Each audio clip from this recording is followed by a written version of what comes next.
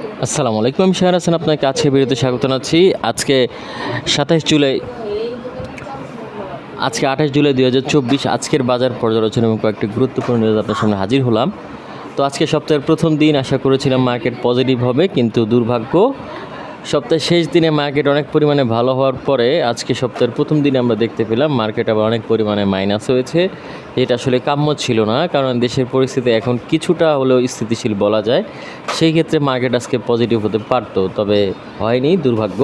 যাই হোক, সবগুলো বিষয় নিয়ে আমি আলোচনা করব। তো আলোচনায় যাওয়ার আগে একটা ছোট্ট অনুরোধ করি, আমার এই ভিডিওটি যদি আপনাদের ভালো লেগে থাকে বা সামান্যতম উপকার আসে, তাহলে আমি আশা করব আপনারা আমার চ্যানেলটিকে সাবস্ক্রাইব করবেন এবং আমার ভিডিওতে লাইক অ্যান্ড শেয়ার করবেন। তো আমরা এখানে দেখতে পাচ্ছি আজকে ডিএসসি সাধারণ সূচকে 29.93 পয়েন্টের মতো মাইনাস হয়েছে। এছাড়াও ডিএসসি 30 সূচকে আমরা দেখতে পাচ্ছি 11.51 পয়েন্টের মতো মাইনাস হয়েছে এবং ডিএসসি সূর্য সূচকে আমরা দেখতে পাচ্ছি 5.65 পয়েন্টের মতো মাইনাস হয়েছে। অর্থাৎ তিনটি ইন্ডেক্সে কিন্তু আজকে আমরা মাইনাস হতে দেখলাম।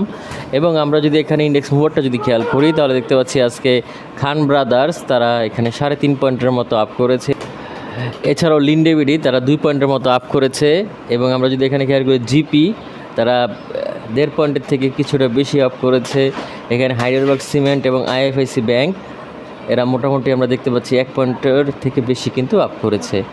অপরদিকে যদি মার্কেট ড্র্যাগারের ক্ষেত্রে দেখি, তাহলে দেখতে পাচ্ছি Lafarge Holcim cement, Beximco pharma, BAT BC, এখানে বিকন ফার্মা এরা মোটামুটি 2 পয়েন্টের থেকে বেশি মাইনাস করেছে। অপরদিকে BRAC bank, Square pharma, EBL, Best holding, Orion pharma, এখানে এনবিএল এরা সবাই মোটামুটি 1 থেকে 1.5 পয়েন্টের মতো কিন্তু মাইনাস করেছে।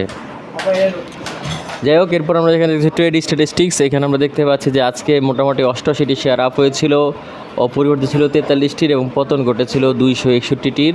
এবং আমরা যদি টাকার অঙ্কে লেনদেনটা যদি খেয়াল করি, তাহলে দেখতে পাচ্ছি গত দিনের তুলনায় আজকে কিছুটা মাইনাস হয়েছে টাকার অঙ্কে লেনদেন, কিন্তু তারপর আমরা দেখতে পাচ্ছি যে আসলে পয়েন্টের দিক দিয়ে কিন্তু মাইনাস হয়েছে বেশি, সেই ক্ষেত্রে বলা যেতে পারে।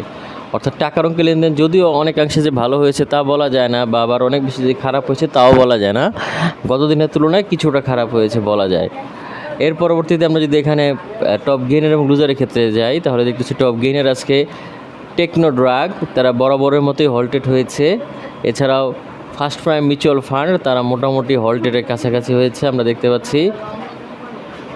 তারপর এখানে দেখতে পাচ্ছি ওয়ান ব্যাংক তারা মোটামুটি আমরা বলতে হল্টেড বা হল্টেডের কাছাকাছি হয়েছে। এখানে খান ব্রাদার্স ভালো পরিমাণে বৃদ্ধি পেয়েছে আমরা দেখতে পাচ্ছি হল্টেডের কাছাকাছি। এছাড়াও এনআরবি ব্যাংক মোটামুটি ভালো পরিমাণে বৃদ্ধি পেয়েছে। এখানে আমরা দেখতে পাচ্ছি বেশ কিছু শেয়ার হল্টেড বা হল্টেডের কাছাকাছি হয়েছে, আর বাকি সবাই মোটামুটি ভালো পরিমাণে বৃদ্ধি পেয়েছে। অপরদিকে আমরা যদি লুজারের ক্ষেত্রে দেখি, লুজারের ক্ষেত্রে আমরা দেখতে পাচ্ছি এখানে সবাই যে 3%-এর যে ব্যারিয়ারটা ছিল সেটাতে আটকে গিয়েছে আমরা খেয়াল করছি। যাই হোক, এর পরবর্তীতে আমরা এখানে দেখতে পাচ্ছি টাকার অঙ্কে লেনদেন। তো টাকার অঙ্কে লেনদেন আমরা দেখতে পাচ্ছি যে অগ্নি সিস্টেম, এখানে আমরা দেখতেছি অগ্নি সিস্টেম তারা ভালো লেনদেন হয়েছে, তুলনামূলকভাবে লেনদেনের শীর্ষে ছিল, তবে অনেক বেশি যে ভালো হয়েছে বিষয়টা এরকম নয়। আর বাকি সবাই মোটামুটি অবস্থা টাকার অঙ্কে লেনদেনের ক্ষেত্রে। এছাড়াও আমরা যদি এখানে মার্কেট ম্যাপটা নিয়ে যদি আলোচনা করি, তাহলে দেখতে পাচ্ছি আজকে কর্পোরেট বন্ড ভালো হয়েছে তুলনামূলকভাবে। এছাড়াও টেলিকমিউনিকেশন তুলনামূলকভাবে ভালো হয়েছে। আর আমরা যদি খারাপের কথা চিন্তা করি, তাহলে দেখতে পাচ্ছি খারাপে এখানে ট্রাভেল অ্যান্ড লেজার তুলনামূলকভাবে বেশি খারাপ করেছে। এছাড়াও ফাইন্যান্সিয়াল ইনস্টিটিউশন খারাপ করেছে বেশি, সার্ভিস অ্যান্ড রিয়েল এস্টেট বেশি খারাপ করেছে, paper and printing, ceramic sector আজকে আসলে মূলত বেশিরভাগ সেক্টরই কিন্তু খারাপ করেছে আমরা দেখতে পাচ্ছি। তো যাই হোক, এর পরবর্তীতে এখানে ব্লক ট্রানজ্যাকশনটা যদি আলোচনা করি, তাহলে কিছু ব্লক মার্কেট আজকে অগ্নি সিস্টেম তুলনামূলকভাবে ভালো লেনদেন হয়েছে। এছাড়াও রেনাটা অনেক ভালো বলা যেতে পারে সেই হিসেবে। এছাড়াও পিপলস ইন্স্যুরেন্স আমরা দেখতে পাচ্ছি অনেক ভালো লেনদেন হয়েছে। এছাড়াও সমরিতা হসপিটাল এটাও কিন্তু আমরা দেখতে পাচ্ছি ভালো লেনদেন হয়েছে তুলনামূলকভাবে। এছাড়াও এনবিএল কিন্তু আমরা দেখতে পাচ্ছি অনেক ভালো লেনদেন হয়েছে তুলনামূলকভাবে। তো আপনারা চাইলে এই সকল শেয়ারগুলোর প্রতি নজর রাখতে পারেন, আশা করছি এখান থেকে আপনারা ভালো কিছু গেইন করতে পারবেন। তো যাই হোক, এই ছিল মোটামুটি আজকের বাজারের অবস্থা। তো এখন আমরা চলে যাব কয়েকটি গুরুত্বপূর্ণ নিউজে। তো প্রথমে আমরা যেই নিউজটি নিয়ে আলোচনা করব সেটা হচ্ছে শতাধিক কোম্পানি ক্রেতা না থাকায় শেয়ার বাজারে বড় পতন। তো মূলত আজকে পতন হওয়ার মূল কারণটা ছিল শতাধিক কোম্পানি আসলে আজকে হল্টেড হয়েছিল, অর্থাৎ যে 3%-এর যে ব্যারিয়ার থাকে মাইনাসের ক্ষেত্রে সেই ব্যারিয়ারে আটকে গিয়েছিল, এবং এই ক্রেতা না থাকার ফলেই কিন্তু আজকে মার্কেটের এই দৈন্যদশা। যদিও আগের দিন অর্থাৎ বৃহস্পতিবার তখন কিন্তু মার্কেট অনেকাংশে আপ হয়েছিল, প্রায় 63 পয়েন্টের উপরে কিন্তু আমরা দেখতে পেয়েছিলাম যে আপ হয়েছিল। তো সেটাই কিন্তু আজকে আবার ঘুরে দাঁড়িয়ে মাইনাসের দিকে চলে গিয়েছে, অনেক ভালো পরিমাণে কিন্তু তুলনামূলকভাবে মাইনাস হয়েছে।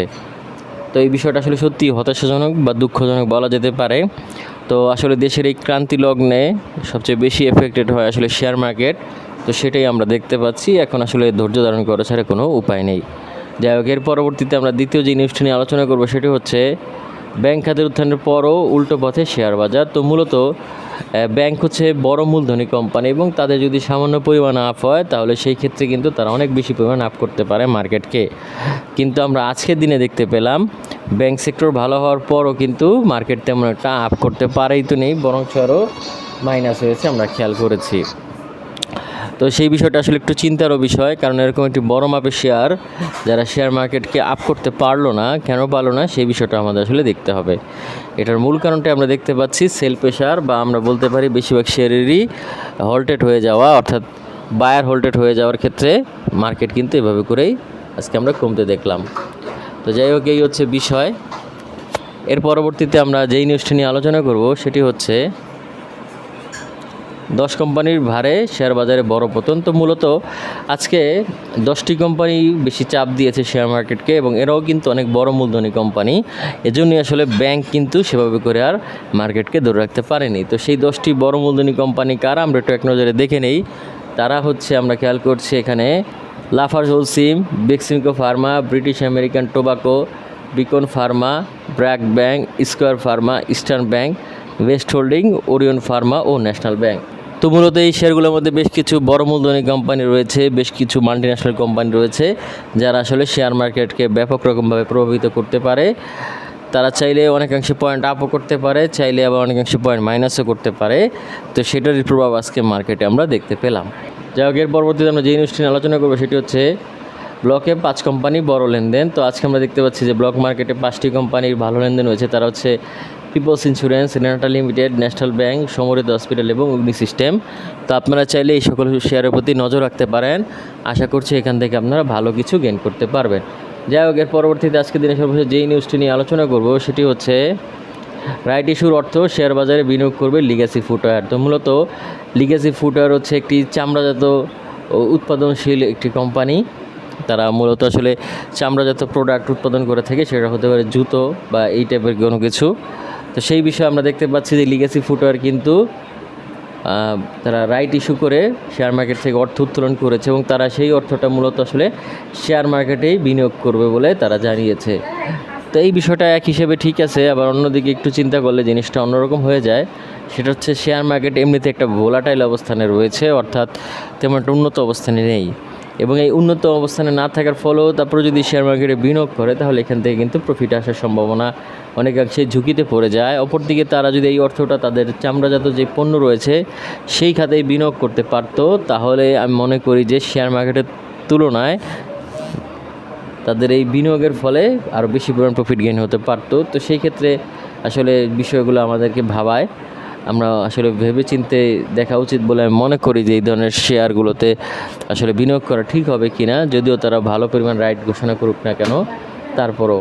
তো যাই হোক, এই হচ্ছে বিষয়। তো এটা ছিল মোটামুটি আজকের বাজার অবস্থা এবং কয়েকটি গুরুত্বপূর্ণ নিউজ।